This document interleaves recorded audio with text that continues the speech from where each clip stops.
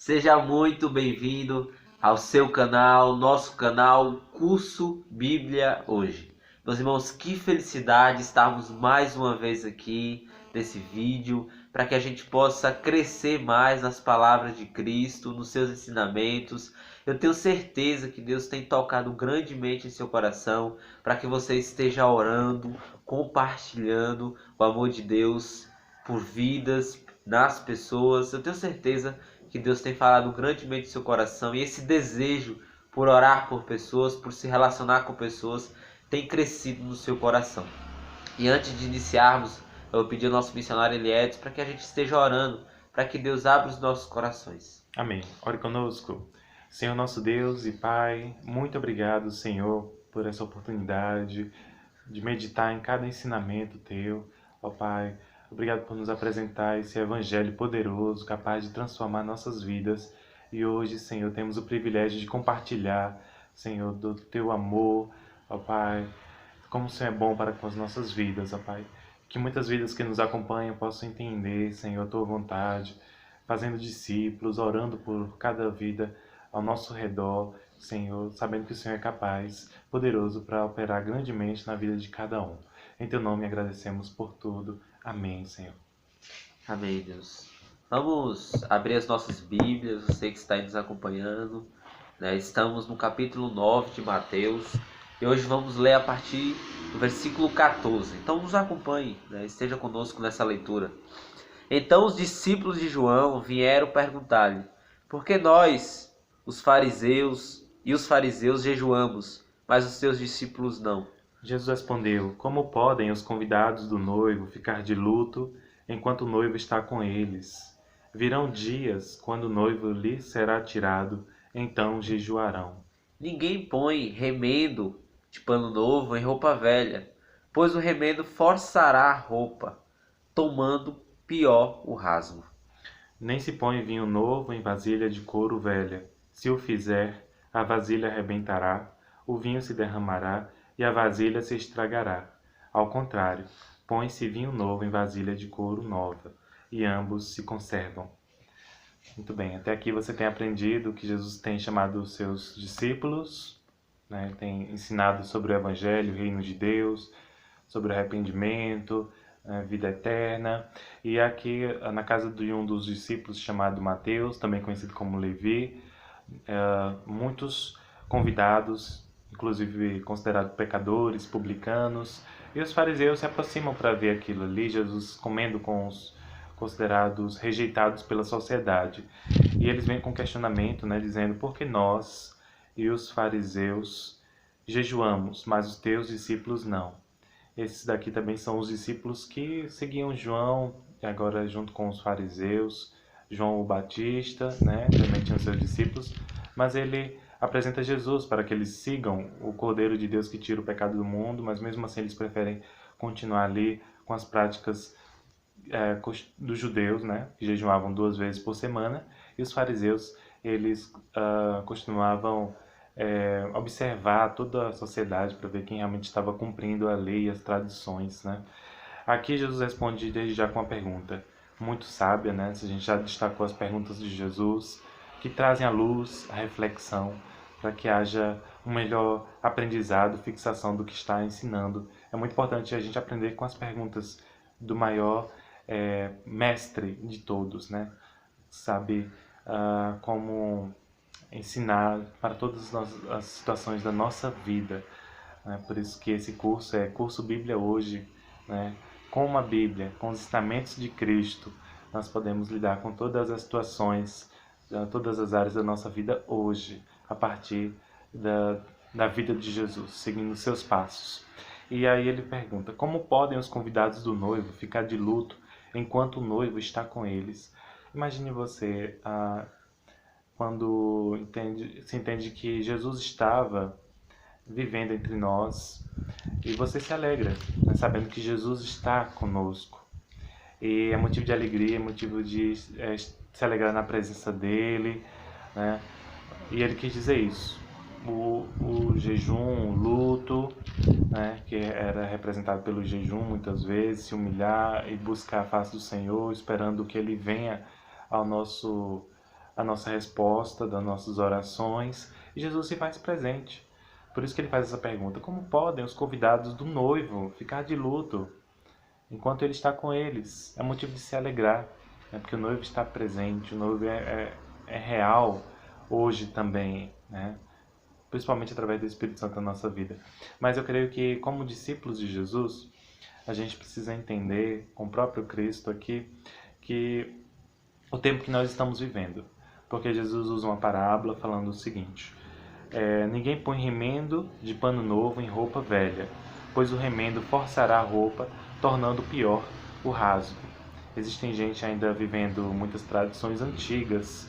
Jesus usa essa parábola como se fosse a roupa velha, né? Onde ele dá uma roupa nova, uma roupa da graça, da salvação, no sentido de viver a vida eterna hoje e anunciar para que todos possam ser libertos pela graça por Cristo, e não por meio de regras e tradições e religiosidade que tanto aprisionava e continua aprisionando hoje, né? Por isso que a gente precisa entender o tempo que estamos vivendo, que é justamente viver esse discipulado, fazendo discípulos, não importa quem seja, né? No meio deles, mas sendo influenciador, assim como Jesus era, e não sendo mais influenciado por eles, tendo essa palavra de Cristo com autoridade e poder para transformar e libertar, seja o pior dos pecadores, assim como nós, né? Amém. Muito bem. Vamos agora a partir do versículo 18, tá bom? Nos acompanha aí. Falava ele ainda quando um dos dirigentes da sinagoga chegou. Ajoelhou-se diante dele e disse: Minha filha acaba de morrer. Vem, impõe a tua mão sobre ela, e ela viverá. Jesus levantou-se e foi com ele, e também os seus discípulos. Nisso, uma mulher que havia 12 anos vinha sofrendo de hemorragia, chegou por trás dele e tocou na borda do seu manto. Pois dizia a si mesma: se eu tão somente tocar em seu manto, ficarei curada. Voltando-se, Jesus a viu e disse: Ânimo, filha, a sua fé a curou. E desde aquele instante a mulher foi curada.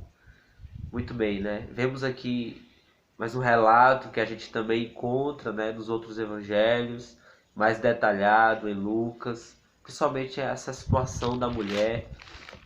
Mas podemos perceber, né, a partir do versículo 18 agora, que Jesus ainda estava nesse diálogo que ele acabou de compartilhar, e de repente chega um dirigente da sinagoga, né? Um homem importante da época, de alto status religioso, né? Social. E o interessante é que ao chegar, a primeira atitude dele é se ajoelhar, né? É se prostrar, tomar uma atitude de humilhação, no sentido de que ele estava diante de alguém de grande autoridade, e ele reconhecia isso. É por isso que ele se ajoelha, né, diante de Jesus. E ele deixa bem claro dizendo: minha filha acaba de morrer, né? Vem e põe a tua mão sobre ela e ela viverá. Ou seja, dando realmente essa autoridade a Cristo, reconhecendo a autoridade de Cristo, seja no momento que ajoelha, né? E declarando na certeza que se Cristo impusesse as mãos, ela voltaria à vida, tendo a certeza que aquele Jesus que estava diante dele era realmente Deus, que tinha poder sobre todas as coisas, sobre a vida e sobre a morte. Então Jesus ele vai ali diante para se encontrar com aquela menina que acabara de morrer, e de repente uma mulher, né, que aqui vai dizer que ela estava sofrendo de hemorragia, mas em outros relatos dos outros evangelhos vai dizer que ela estava com fluxo de sangue, né?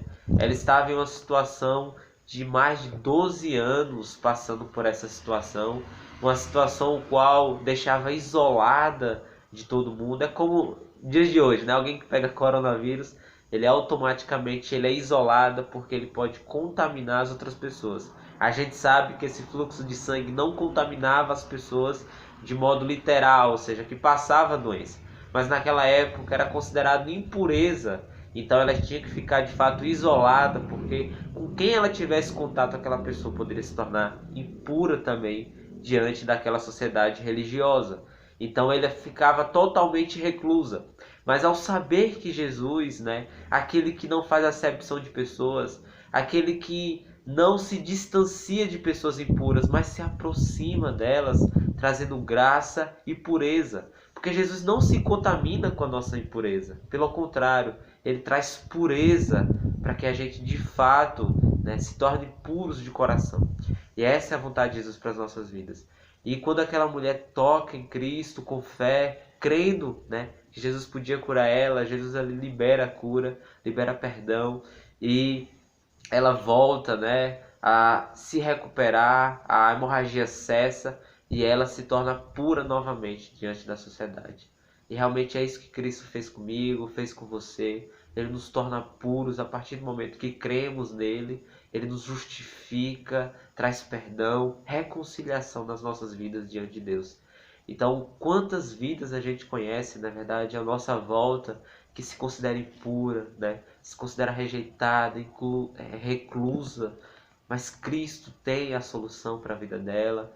E nós que cremos em Cristo, nós temos também essa solução, que é o próprio Jesus, e nós podemos falar para ela. Amém. Amém? Glória a Deus. Versículo 23.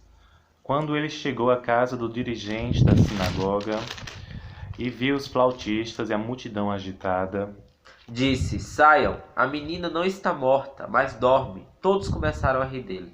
Depois que a multidão se afastou, ele entrou e tomou a menina pela mão, e ela se levantou. A notícia deste acontecimento espalhou-se por toda aquela região. Amém. Então, depois desse esclarecimento que o missionário Guilherme nos deu, né, a gente pode entender mais sobre o contexto da época que Jesus está aqui. E agora ele entra com seus discípulos, né, em especial outros evangelhos também. Como sempre é bom a gente estudar comparando Mateus, Marcos, Lucas e João. E eles dizem que era justamente Pedro, Tiago e João que estavam com Jesus naquele momento, e a mulher, que é a mãe da criança, e Jairo, que é o pai.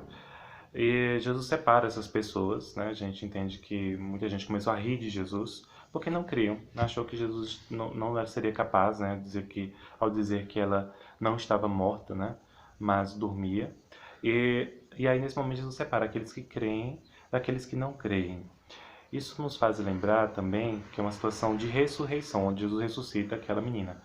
E assim será, de acordo com as palavras de Jesus, na sua vinda, na sua segunda vinda, na sua volta, em que os mortos ressuscitarão, eu e você. Por mais que Jesus não volte enquanto a gente estiver aqui na Terra, mas ele vai nos ressuscitar. E aí ele vai separar.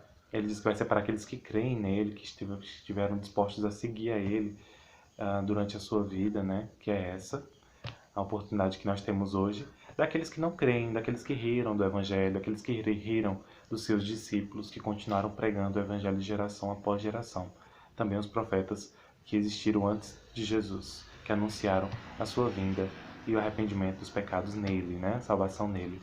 Então, da mesma forma, Jesus vai ressuscitar, vai haver separação daqueles que creem, daqueles que não creem. Então, é uma passagem que a gente pode considerar uma passagem que aconteceu na primeira vinda e que vai acontecer na segunda vinda também. Ressurreição, separação dos que creem, dos que não creem. E também a revelação da sua glória, né? Digamos assim. Principalmente, né? Que todos saberão quem é Jesus de fato, né? Quando realmente estiverem com toda a sua atenção voltada para Ele. Enquanto hoje nós vemos a atenção de muitos voltados para as coisas desse mundo, que acaba envolvendo todos nós, mas a palavra dele permanece viva, né? E Cristo é o único que deve ser glorificado para todo sempre. E um dia todos reconhecerão a majestade, a glória e o poder do Senhor Jesus, que Ele merece todo honra e toda a glória. Então, que você possa continuar com esse coração aberto para aprender mais dele e vivendo para a glória dele. Essa é a mensagem de hoje. Até o próximo vídeo. Que o Senhor abençoe grandemente a sua vida, te dando mais e mais prazer em meditar nos ensinamentos de Cristo, dia e noite. Fique com Deus. Um abraço e até mais.